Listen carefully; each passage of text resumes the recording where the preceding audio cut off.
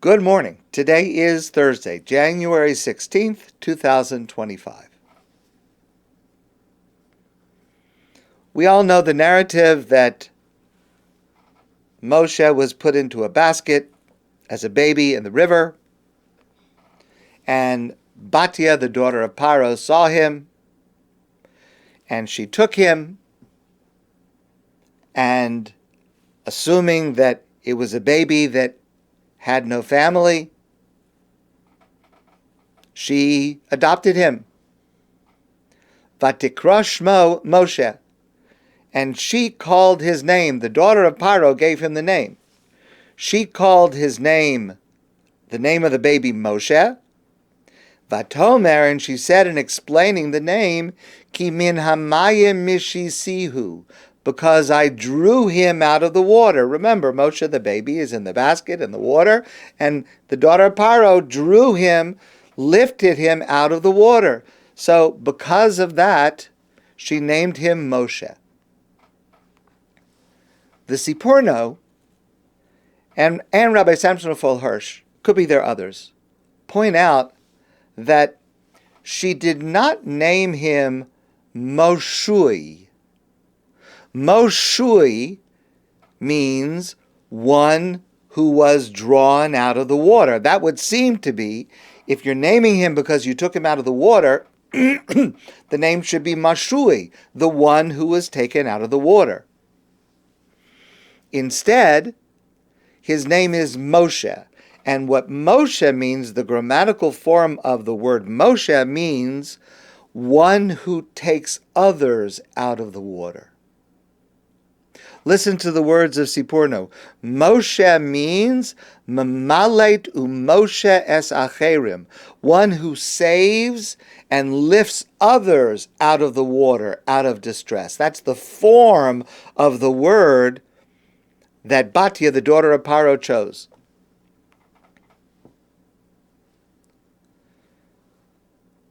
To quote the words of Rabbi Hirsch, therefore all his life, Moshe will have a soft heart for other people's troubles and always be on the alert to be a Moshe, a deliverer in times of distress. That's the significance of this specific name, Moshe. My father, Rabbi Whitman, his Hebrew name was Moshe ben Yisrael, Moshe the son of Yisrael. My father passed away 13 years ago on Chanukah. And that is precisely the father I knew from my childhood. The father I loved, respected, and admired.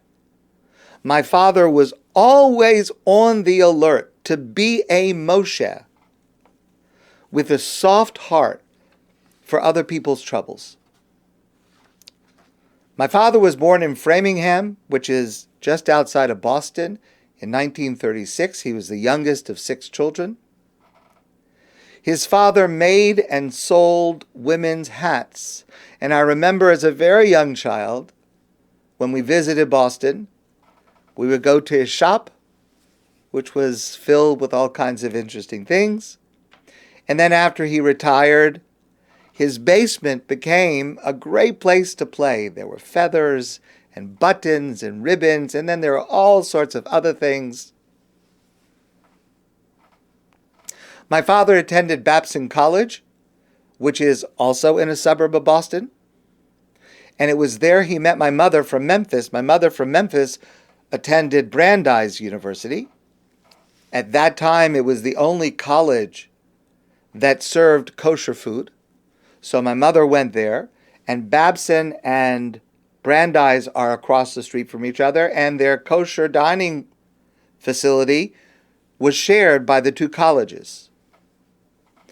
They met, they married, they moved to New York, where my father attended Columbia University, and he received an MBA, a business degree from Columbia. And then they moved to Memphis, where my father and mother lived and all of us were raised. My mother's father, Sam Margolin, about whom I've spoken with you many times, he founded the Southern Law School. Later, that became the Law School of Memphis State University.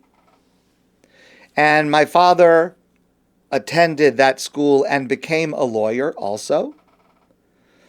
My father, and I would say most of the lawyers and judges of my father's age, most of them attended this law school.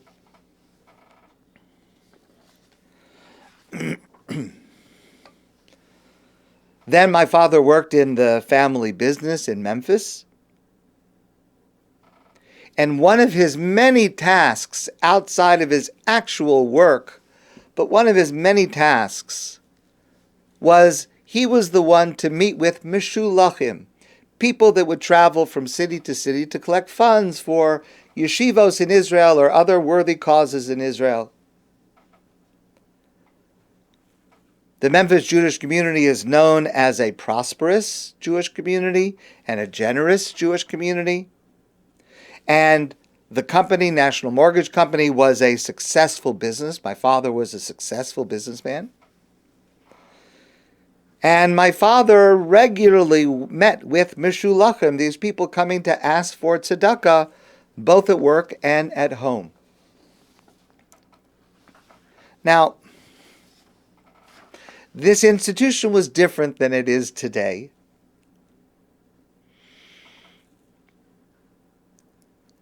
It was much more respected and respectful and much more personal. And I remember my father would invite every guest who came to the door into our dining room to sit down at the dining room table. And he would ask me to help serve tea and cake and some schnapps. And my father and this visitor would schmooze. My father would always ask the visitor, please tell me a Dvar Torah, tell me something about this week's Torah portion. And I was a young child. He let me see it. He let me participate. He wanted me to participate. And I got to see the friendliness, the openness, the warmth, and the respect that my father had for a stranger. Respect he had for someone who would share a word of Torah. And the truth is, my father was like that in every area of life. He would give away anything to make someone else happy.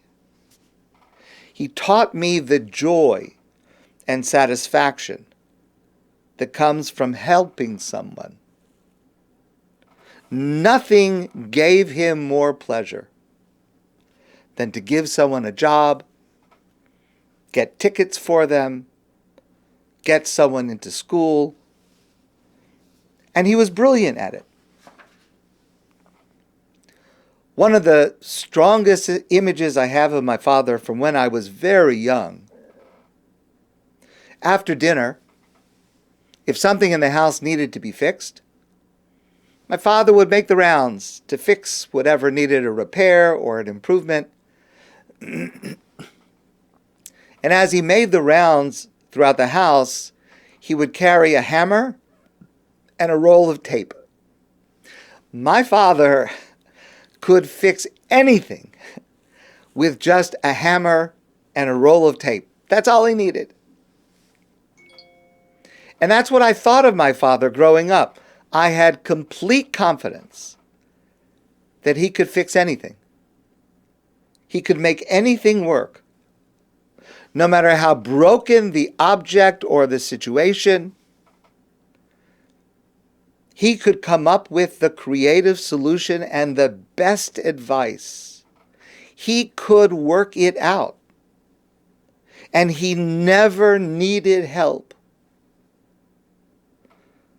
My father was the tallest, strongest, smartest person I knew.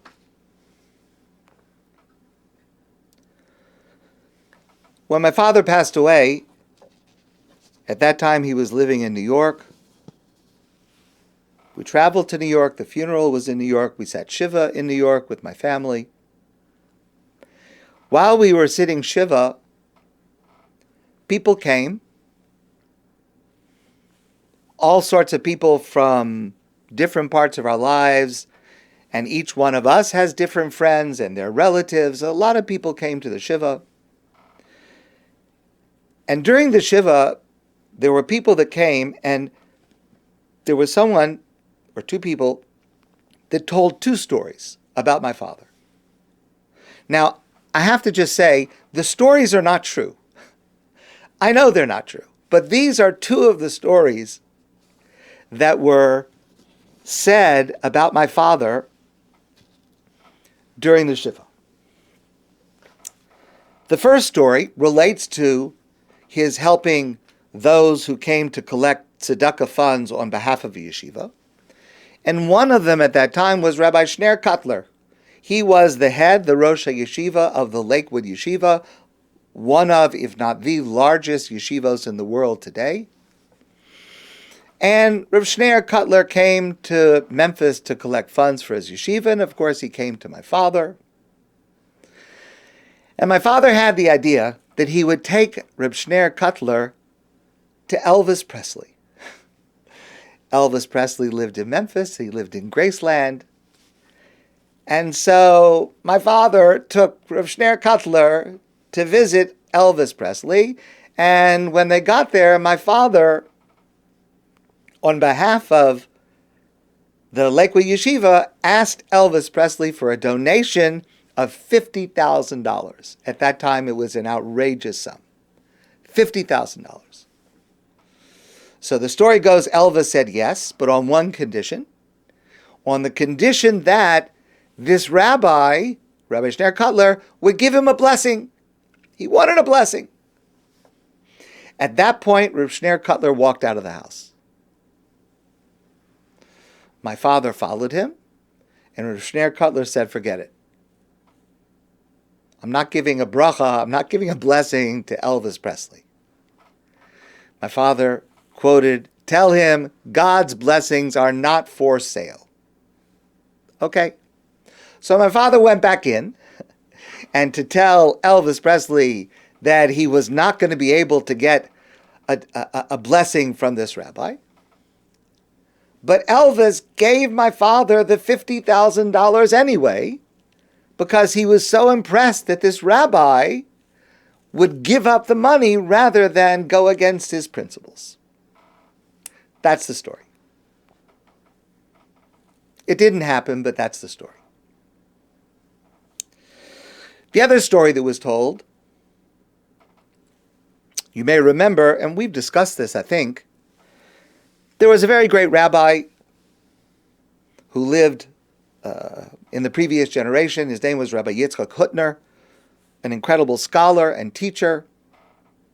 And Rav Hutner, who lived in New York at that time, had a very significant presence in Memphis because some of his prime students lived in Memphis.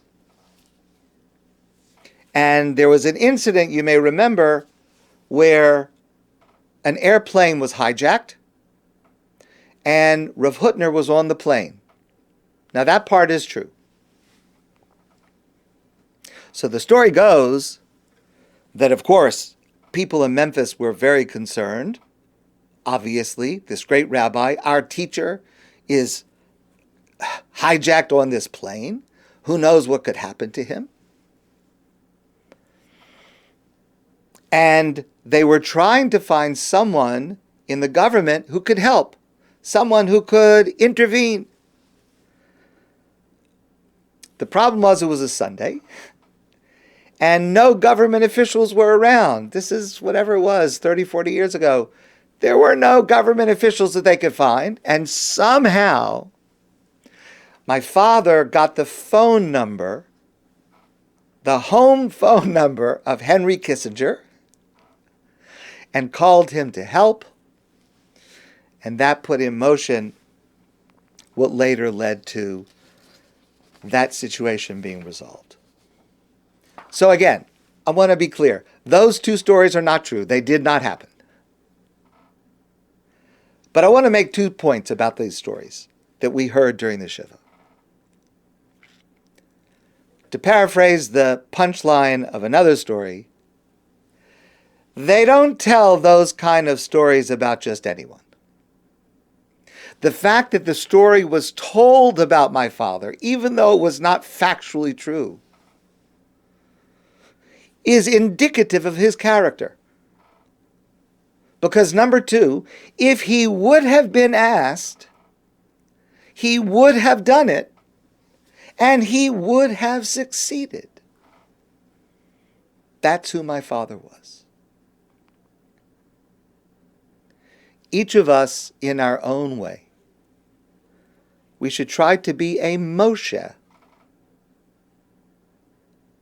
At least, I have my father as a role model, a real Moshe. May his memory be a blessing. My friends, I wish you a great day, and I look forward to seeing you soon in person.